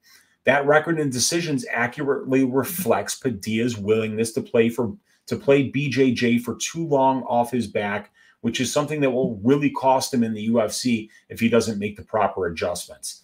On the feet, Fernando throws straight techniques. He uses his length well, especially when he isn't dealing with pressure from his opponents. And he can use his jab and kicks to maintain distance, put together his combinations, which are thrown long and with power. Fernando has accumulated a solid resume and fought good regional scene competition. So I'm excited to see him make his debut against a guy in Julian Erosa, who will put on an exciting fight that promises to be a banger. So in summary here, we got Julian Juicy J Erosa, Yakima, Washington, stand up, baby. He's the more experienced fighter. He's both overall with 20 more fights and 250 more minutes in the pro cage and 4.5 more years as a pro fighter. And in the UFC as well, with 12 more fights than Padilla and almost 110 more minutes in the octagon, as Fernando will be making his debut on Saturday. Julian's definitely fought the better brand of competition as a pro, and he should be the more likely guy to win minutes with his takedowns and grappling, as Fernando tends to lose minutes hunting for submissions off of his back. Fernando is over 7 years younger. He's going to have a 2-inch reach advantage here. I see him as being the better minute winner at distance striking range due to his volume, that stiff jab, the ability to be able to maintain distance with his kicks. This is a close matchup, in my opinion. I think these guys should be even on the feet as long as Julian doesn't constantly pressure Fernando, walk him down, and not allow Fernando to use his length to manage distance. If Julian can get takedowns, he can win minutes on the ground in this fight as long as he can successfully defend against Padilla's submission attempts. I think Julian has more ways to win this fight, especially if he mixes in the wrestling and grappling to win minutes. So I'm going to pick Juicy J to win this fight by decision, and I can assure you they will be dancing in the streets of Yakima, Washington if he does pull off this win. And I'm predicting that he will. And I'm predicting that he's going to do it by decision because we've never seen Fernando Padilla be finished in his pro career. And like I said, he's been in there with some guys like Spike Carlisle that's a finisher. Dan Ige has got a ton of power. Derek Minner is a great finisher with his submissions. And Julian Erosa has been knocked out 5 times, though, in the UFC. So there's definitely a possibility that Padilla could land a big shot on the feet here and get Erosa out of there. But I like Erosa's grappling advantage here, and I think he'll be able to get takedowns when he wants them. And if he pressures Padilla on the feet, I think he'll have a lot more success in the striking than if he just stays at range and goes one for one with this kid, because I think Padilla will be better at maintaining range and distance. So, yeah, Julian Juicy J Erosa to win this fight by decision. The next fight that we're going to talk about is going to be Rodolfo, the black belt hunter Vieira, squaring off against Cody Brundage. The fight doesn't go to decision. Juice to the tits once again, -400. It's a Cody Brundage fight. It's a Rodolfo Vieira fight. We're going to have to pay up for violence. But Vieira is -225 as a favorite right now. Brundage +190 as the dog. Let's see here. Let's see. Who most likely to put the squeeze like the Cumberland Strangler? We've got, I would say, Juicy J maybe. But you know what? I mean, Padilla's got really good Brazilian Jiu-Jitsu. Juicy J, Padilla for fight of the night. It's going to be a great, great fight. This is going to be a high-action fight. Can't wait for that one. Cortes by TKO. Let's get it, TNT. Padilla KO, says my guy Nick. We got TNT saying, I wonder if Durden could get Johnson down. He's gonna have to work for it, but Cody will chain together those takedown attempts. This sounds like ass shaving of the week fight. Well, it definitely could be, man, Lucas. This one is going to be a violent fight for sure. I'm looking forward to that one quite a bit. But the one that we're going to talk about right now is Vieira versus Brundage. So first, let's talk about Rodolfo Vieira here. 33-year-old middleweight out of Brazil, 8-2 pro record, 100% finish rate in his wins. He's got 7 submissions and 1 knockout. The black belt hunter is a 4-time Brazilian Jiu-Jitsu world champion, a 7-time Abu Dhabi world pro champion, a 2-time Pan American and European champion, as well as an ADCC submission grappling world champion. Rodolfo turned pro as a mixed martial artist when he was 27 years old after his storied BJJ career. Vieira looks like an action figure. He's all bricked up with muscle, and because he needs to wrestle to get fights to the ground, he tends to gas out early in fights. In his recent performances, we've seen him need to pace himself and stay at distance striking range early, so he has something left in the tank for the last 2 rounds. Rodolfo's striking has improved significantly since his UFC debut. However, it's still way below the UFC average in terms of its effectiveness. He's really stiff and low volume on the feet. He throws mostly 1-2s. He's never landed nor absorbed a UFC knockdown. But you can see by his negative 2.3 distance striking differential and an almost negative 6 distance strike differential, distance strike attempt differential, that he's, obviously doing his best work pretty much anywhere else but in distance striking range. Yet that's where 61.5% of Rodolfo's UFC cage time has taken place. So Rodolfo needs to find the energy to grapple more, because if he isn't in control time positions at this level, he's losing the fight. 52% distance striking defense is just not going to cut it at this level, especially when you don't have any real power and you block punches with your face. So Rodolfo does fight to his strengths when he has the energy to do so. He's attempted 43 takedowns in his 5 UFC fights, and he's gotten 12 of them. He's averaging 3.9 takedowns per 15 minutes and almost 1 submission attempt per 15 minutes, and he wins 88% of the control time positions he's been in, while winning all 3 of his UFC fights by submission.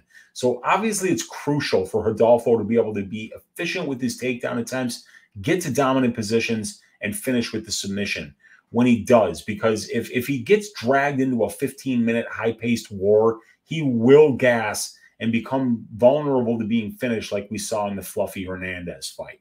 Rodolfo hasn't fought the highest level of competition thus far at the UFC level. His overall ratio is 0.86, and the combined UFC records of the guys that he's beaten is 4 wins and 10 losses. And those guys are Oscar Pahota, Saperbeg Safarov, and Dustin Stoltzfus. Those are his wins in the UFC.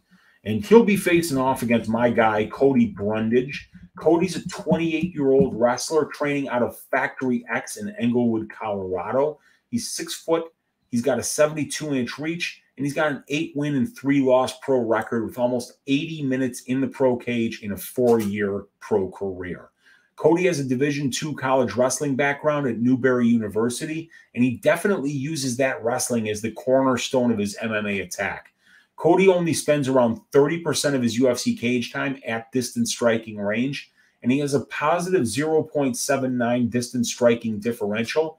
He's got 35% accuracy and 67% defense, and he's got 1 knockdown that led to his only UFC knockout against Tresean Gore. He shows good volume on the feet. He stays tight. He doesn't waste his time with flashy shit, and he works with his meat and potatoes weapons to all targets. He really uses his striking to set up his wrestling, though, and Cody can definitely wrestle. He's 5 of 10 on his UFC takedown attempts, averaging 2.91 takedowns per 15 minutes and 1.16 submission attempts per 15 minutes. So he's active with his grappling, but every time he gets sloppy and gets reversed and put on his back, it costs him. And that's a terrifying hole to have in your game against the guy with the Brazilian Jiu-Jitsu pedigree of Rodolfo Vieira. We saw Cody lose top position in both the Oleksiejczuk and Knight fights, and it immediately cost him in both fights. Cody's strength of schedule metrics aren't spectacular, but they're right on par, maybe even just a tick better than Rodolfo Vieira's are at the UFC level. So, in summary, Rodolfo Vieira has a 1-inch reach advantage and the UFC experience advantage with one more fight and over 20 more minutes in the UFC cage. Rodolfo is the superior submission grappler and will be way more dangerous when this fight gets into the clinch or to the mat. Cody is 4.5 years younger than Rodolfo. He will be the better striker at distance striking range and should have the better conditioning should this fight turn into a war that goes back and forth and up and down. Both of these guys have holes in their game. Cody has shown nothing off his back in the UFC other than the occasional guillotine attempt, which he did get versus Dalcha. But Rodolfo has bad striking and an even worse gas tank. I think Rodolfo gets maybe a first or second round submission here, but laying juice on a gasser with no striking and a potential problem with nerves is not something I'm willing to do here because I know Cody's game and he'll be able to find success in this fight, especially if he can make Rodolfo work early and weather the storm. If he does that, I think that this is going to be a very fun fight because I think Cody is going to get better as the fight goes on and Rodolfo will get worse, especially if he tries to finish him and can't pull it off. But because Cody just hasn't shown anything off of his back and Rodolfo Vieira is a Brazilian Jiu-Jitsu world champion, I think the most likely result is going to be an early submission for Rodolfo Vieira. But I'm not picking that with any confidence here because, like I say, if we're going to lay juice, we want to do it with guys that don't have massive holes in their game. And Rodolfo Vieira, if he doesn't get that submission and he works hard for it in the first, you're going to need to hedge out of your bet sight unseen, knowing that this guy can absolutely have a massive adrenaline dump and that he's terrified of getting tired. And if he does get tired and Cody sees it, I think Cody's going to break him. But, boy, Cody's just looked bad when he's put his back on the mat and against Rodolfo Vieira. You just can't look bad in that position. So that's going to be the pick. It's going to be the black belt hunter by first round submission. But I'm rooting for my guy, Cody Brundage. And if he can weather that early storm and not let Rodolfo set the pace of the fight. What we've seen from Rodolfo the last 2 times out is him not committing to the wrestling early, knowing because he's so afraid of gassing out that he's been actually content to stay at distance striking range and lose minutes there. And if he does that too long against Cody, Cody might bank the first and then might be able to, win the second if he can stop the takedowns. So very, very interesting fight here. But now we're going to move on to talk about the co-main event. This is going to be the banner. Caio, the natural Borralho at -374, squaring off against Michal Husar Oleksiejczuk at +309. The fight doesn't go to decision, -200 here. So let me get the stats up on the screen. There they are. And let's see. James Coons is saying, make Yadong the ass shaver. Oi, what's up, James? We got David saying PP has his takedowns at 1.5 and would like to think one will do it. Really like his under 34.5 because no way he wants to stand and trade, although he did that for all of one-on-one with Stoltzfus. Yeah, he did that with Stoltzfus because he was terrified of getting tired. TNT, fight to end round 1. I think that's a good look, and I bet the under 1.5 in that fight. Waldo versus Lima, -205 to not go the distance. Great bet. Oi! Well done. We got Victor De Jesus saying, whoever wins, I just hope it's under 1.5. You and me both, man. And the Golden Octagon saying, oi, just spent too much money on UFC cards. Help me win some money back, Weezy. Let's find the spots, Golden Octagon. So let's first start talking here about the natural, Caio Borralho, 30-year-old Brazilian fighter training out of Fighting Nerds in Brazil. Listed at 5'10", but that's total bullshit. He's probably 6'2" with a 75-inch reach. Caio's 13-1 as a pro with 1 no contest, and that is a 8-year career and over 140 minutes in the pro cage. Caio is 3-0 in the UFC in addition to having 2 wins on Dana White's Contender Series. And Caio has 7 career wins inside the distance, 4 by knockout, 3 by submission. He's a natural righty who fights from the southpaw stance, and as a result, he not only has power in his straight left, but also in his lead right hook. He definitely has a very traditional martial arts stance. He bounces up and down on his toes, stands sideways, darts in and out, and when he attacks, he catches people coming in with his straight left when his opponents get careless trying to close the distance. Caio's striking reminds me a bit of Azamat Murzakanov. He's low volume, but he absorbs almost no strikes on the feet, and he is explosive and has real power when he lands. Caio's got a positive 0.11 distance striking differential, 44% accuracy, and 67% distance striking defense, and he's neither landed nor absorbed a knockdown at the UFC level. Caio's striking is underrated, in my opinion, and I think it's because he doesn't spend much time there at 26.5% overall, and he doesn't need to rely on it to win minutes. Caio's 6 of 8 on his takedown attempts. He averages 2.05 takedowns per 15 minutes, 0.68 submission attempts per 15 minutes, and he gets 1.37 reverses per 15 minutes. So he's very efficient in getting the fights to the ground when he wants them there and reversing positions when he's the one being taken down.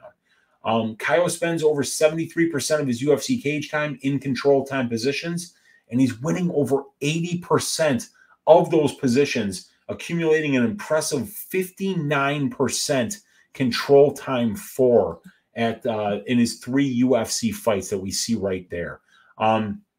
We still need to see Caio face more experienced UFC competition. However, what we've seen of him so far has been very impressive. He fights smart, has no real holes in his game, and he's dangerous wherever the fight goes, whether it's with his explosive yet defensively sound striking or his efficient minute-winning attack with his wrestling and top control. Caio's a smart, well-rounded prospect that I'm very high on. And his opponent's going to be Michal Oleksiejczuk. He's a very experienced fighter for somebody who's only 28 years old. He's a 6-foot southpaw with a 74-inch reach who recently made the cut down to middleweight after having his first 8 UFC fights at light heavyweight. Michal is 18-5 as a pro with over 155 minutes in the pro cage in a 9+ year pro career. He's 6-3 with a no contest in the UFC, and he has 67 minutes in the octagon. He's finished an impressive 5 of 6 UFC wins, all by KO. He's a pressure fighter. He has a herky-jerky style that's hard to deal with because he throws bombs to the body, doesn't take a backward step, and has the ability to break his opponents with a combination of power, great body work, and pressure.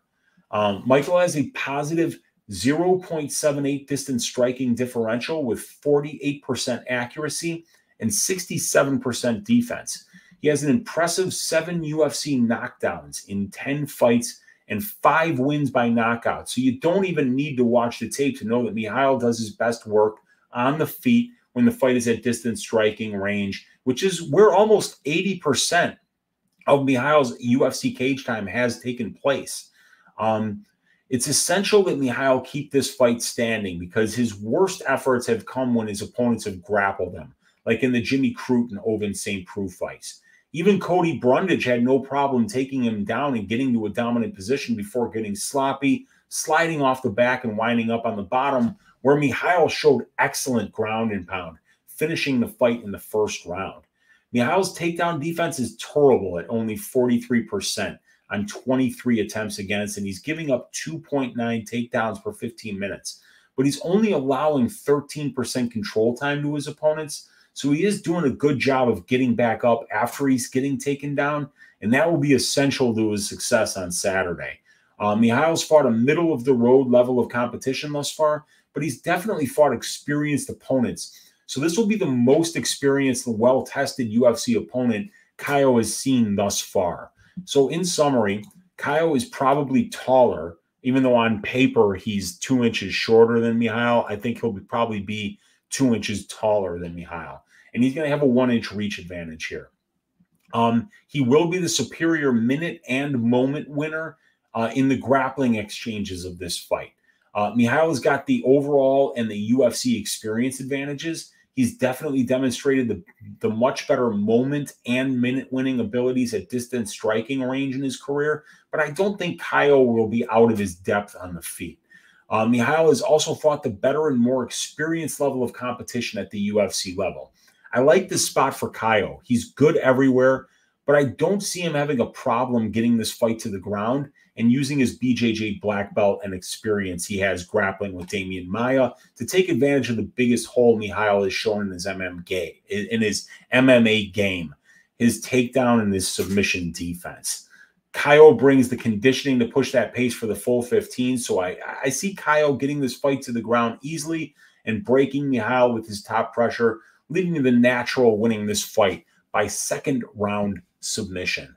So let's get that one up. We've got the natural Caio Borralho winning this fight by second round submission over Michal Oleksiejczuk. And that brings us to the main event. We got 56 of you guys hanging out live. I appreciate each and every one of you. Consider joining the Patreon. Hit that thumbs up. Hit that subscribe button. And I'm looking forward to breaking down this main event. Going to be such a good fight between Ricky Simón and Song Yadong. Let's get that banner up here. And my guy Gogo Flamingo stopped in to say Curtis Blaydes is out of the family. And if Ricky Simón doesn't wrestle against Song Yadong, he will also be out of the family, because this is going to be a spot where he needs to wrestle. Now, let's talk about this fight. First, we're going to talk about Song Yadong. And we're going to do it after I get a sip of water here.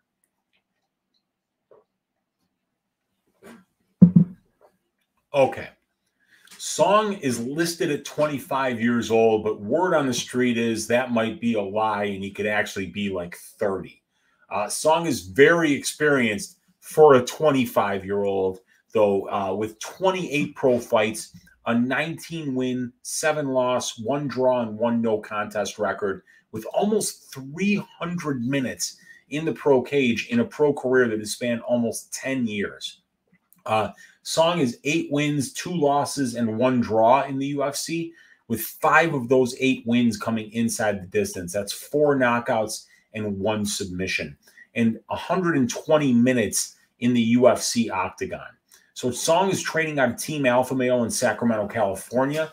He's got a nice combination of speed and power when he's at distance striking range. He throws everything tight, fast, with power.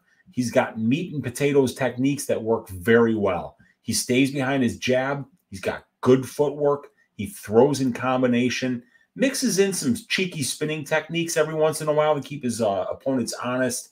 And he's got 5 UFC knockdowns, and he's landing his knockdowns on over 1% of the distance strikes he's landed. And when he gets top position, when he grapples, he also stays busy with his ground and pound and is perfectly capable of winning minutes on top, even if he rarely tries to get the fight there with his wrestling, as Song has only attempted 9 takedowns in his 11 UFC fights, and he's only averaging 0.63 takedowns per 15 minutes. We've even seen Song get a knockdown and finish the Felipe Arantes fight with a clinch elbow. So Song is dangerous wherever the fight goes. Stat of the week for Song Yadong. Song is 2 wins, 2 losses, and 1 draw in the UFC when his opponents attempt 3 takedowns or more. When Song's opponents attempt 2 or fewer takedowns, Song is 6 wins and 0 losses. So Ricky Simón has the style that gives Song the most trouble. When Song is allowed to work at distance and find his way into the pocket is when he's at his most dangerous. He's fast, he's powerful, and he has vicious KO wins over studs like Marlon Moraes, Julio Arce, Alejandro Turbo Perez, Felipe Arantes. This will be Song's 2nd UFC fight scheduled for 5 rounds, and it will be against one Ricky Simón. Ricky is a 30-year-old wrestle boxer who splits his camps between ATT Portland and Timo Yama. He's 5'6" with a 69-inch reach, and he has a very impressive pro record of 20 wins and 3 losses. And he has over 230 minutes in the pro cage. 10 of Ricky's 20 pro wins come inside the distance. 4 by submission, 6 by knockout. And Ricky has finished 4 of his 8 UFC wins inside the distance, and he's been KO'd once in 2 UFC losses. And it was a shock when it came at the aged hands of one Uriah Faber. Ricky is a top-notch minute winner, as evidenced by his 10-1 career record in decisions. 10 wins and 1 loss in his decisions. It's amazing. The only decision loss of his career came against Rob Font. Ricky is a very good striker. His minute-winning metrics are less than impressive, as he has a negative 0.88 distance striking differential with only 3.73 distance strikes per minute landed on 37% accuracy. However, his distance striking his distance striking defense is over 65%, and he's landed 4 UFC knockdowns in 10 fights, and he has 3 UFC knockouts. So Ricky has finished his last 2 wins over Jack Shore by submission and Asensal by knockout. And that Shore submission by arm triangle was set up by a big right hand that resulted in a knockdown, which Simon used to mount Shore and finish the choke. So Ricky may not be the best minute winner on the feet, but the threat of the wrestling combined with the power in his hands have helped Simon change the trajectories of fights without having to go to his wrestling. On the feet, Ricky has a nice long jab that sets up his straight right, and he also loves to dig to the body with hooks and bust up his opponent's lead leg with low leg kicks. And he also can hold his opponents against the cage because he has a low center of gravity, and he's got that wide wrestler's back. Ricky mostly just stays out of boxing range and closes the distance with his jab, and he encourages his opponent to try to close the distance. And when they do with too much enthusiasm is when we see Simon change levels, get the takedown, and that's where Ricky does his best work with his wrestling, top control, ground and pound, and submission game. Ricky has gotten 43 of the 90 takedowns he's attempted, averaging out to 5.59 takedowns per 15 minutes and accumulating over 38% control time, winning over 90% of the control time positions that he's been in. 90%. Outside of the Faber fight where he got sparked in the first round, the least amount of control time he's accumulated in any UFC fight was 2 minutes and 46 seconds against Merab Dvalishvili. And the least amount of takedowns he's attempted in a UFC fight was 4 against Rafael Assunção, and that fight finished in the 2nd round. So we know we can count on Ricky to do what he does best, wrestle and control his opponents. Ricky's fought nothing but top-notch UFC competition, as the average record of his opponents in the UFC has been 8.1 wins and 4.2 losses. And the combined UFC records of the guys Ricky has beaten thus far is 61 wins and 30 losses. So Ricky hasn't had any easy fights at this level. So in summary, Song is 5 years younger on paper, okay, and is 2 inches taller, again, on paper. He has 5 more pro fights and 60 more minutes in the pro cage, in addition to having a very small UFC experience advantage with 1 more fight and 5 more minutes in the octagon. Song should be the better, faster boxer who probably has the better minute-winning potential as long as this fight stays at distance striking range. And even though these guys have similar power numbers on paper, I think Song is more dangerous at range, and he's shown the better chin, as he's never been knocked out in his pro career. And I don't even think, yes, he's never even been knocked down in the UFC in 11 fights, not absorbed 1 knockdown. His only stoppage loss in his career, and he's got 7 career losses, was against Corey Sandhagen, and it was a cut stoppage. The fight was stopped by a doctor. So Ricky Simon, though, now he's got a 2-inch reach advantage, and he will have the wrestling and the grappling advantage here. Ricky's fights are in control time positions 42% of the time, and songs are in control time positions 25% of the time. Ricky wins 90% of his control time positions, while Song wins 47% of his. So this fight will come down to which fighter can pick where this fight takes place. If it stays at distance, I favor Song. And if it stays in the grappling exchanges, I favor Simon. I think Simon's striking is better than Song's grappling. And I think that the grappling heavy pace Ricky Simon pushes will eventually break Song Yadong.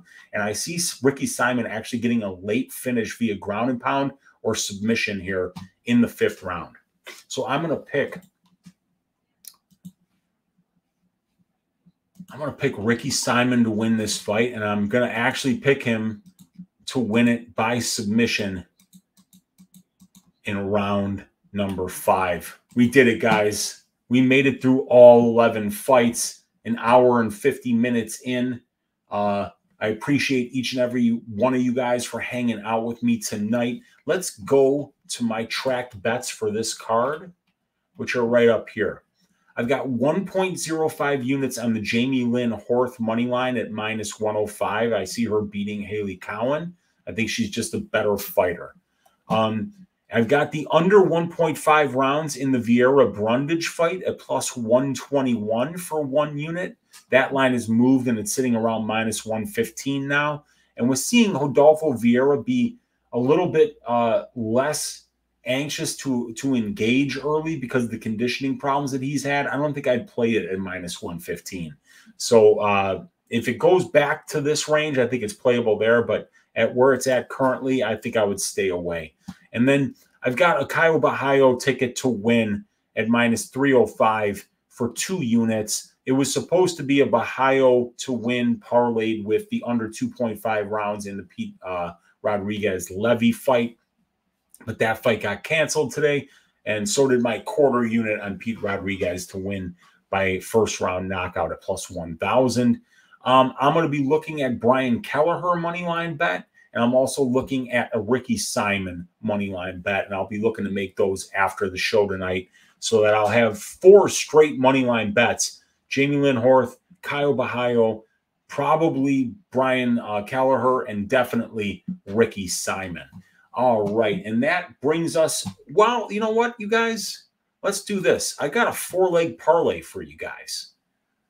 The Brian Kelleher money line, the Ricky Simon money line, the Caio Borralho money line, and the over 2.5 rounds in the Juicy J Fernando Padilla fight. That 4-leg parlay comes out to +856 on DraftKings Sportsbook. That's an early one. I'll give out another 4-leg parlay on my channel after weigh-ins on Friday. But this is one I wanted to give out to you guys. +856 isn't bad. I like Kelleher, Simon, and Borralho all the win. And I think that Padilla is not like this UFC level knockout artist. And Julian Erosa has only been knocked out. And Fernando Padilla has never been finished. So I like that fight going over 2.5 rounds.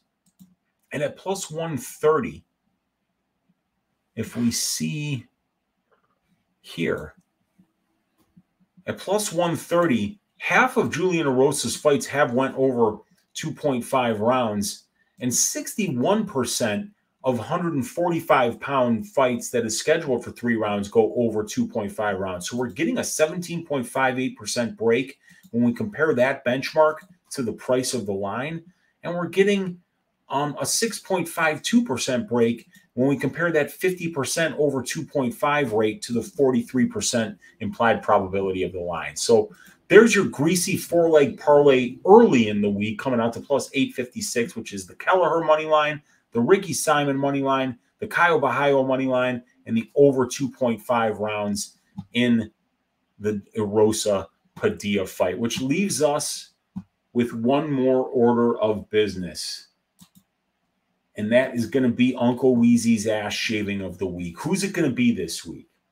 Who's going to win and win violently and take us off of the streak that we're on where we've lost, I think, 3 in a row. And then last week, Cachoeira didn't even make weight. So that was squashed. So there was no ass shaving of the week last week. So I'm going with my most confident pick of the week. It's a wide line, but I'm looking to end this streak right now, and it's going to be the natural, Caio Borralho. I just don't see any takedown defense for Michal Oleksiejczuk. And if he can't stop the takedowns, he's just going to get smothered by this dude for 3 rounds. And I think he will probably find a submission against Oleksiejczuk. Oleksiejczuk is a striker. That's where he does his best work. But Caio is getting his takedowns at a 75% clip at the UFC level. Oleksiejczuk not even stopping half of the attempts against him. So I do see Caio going through him like a hot knife through butter and making this look easy. That is Uncle Weezy's ass shaving of the week. It's going to be Caio Borralho to shave the ass of Michal Oleksiejczuk. Thank you guys for hanging out on another episode of Just the Tip with me, your host, Uncle Weezy. Hit that thumbs up on your way out. Hit that subscribe on your way out. And consider joining the Patreon, which is right here, patreon.com/Uncle Weezy, to support the work that I do here and get access to the stats and the prompt template that you see every week here on the programs that I do. God bless each and every one of you. Have fun watching the fights, and let's stack cash tickets like flapjacks for UFC Vegas 72. I will be back tomorrow on Pub Sports Radio, 6 o'clock p.m. Central Time for the DFS show, and I will be working on some prize picks content for this week as well, right here on the Uncle Weezy YouTube channel, as I already have a couple of prize picks plays locked up and ready to go this week, and we will talk about each fight from a prize picks perspective, and I will tweet out that link when it's ready on Twitter, and when I know that I'm going to do the show. And keep an eye out for that. And I will also let everybody in the Discord know that are Patreon members to get first access to that prize picks content. So I appreciate all you guys hanging out. Have a great night. And I will see you tomorrow right on Pub Sports Radio for the DFS show. And then keep an eye out for the prize picks show this week on my channel. Good night, everybody. Talk to you soon.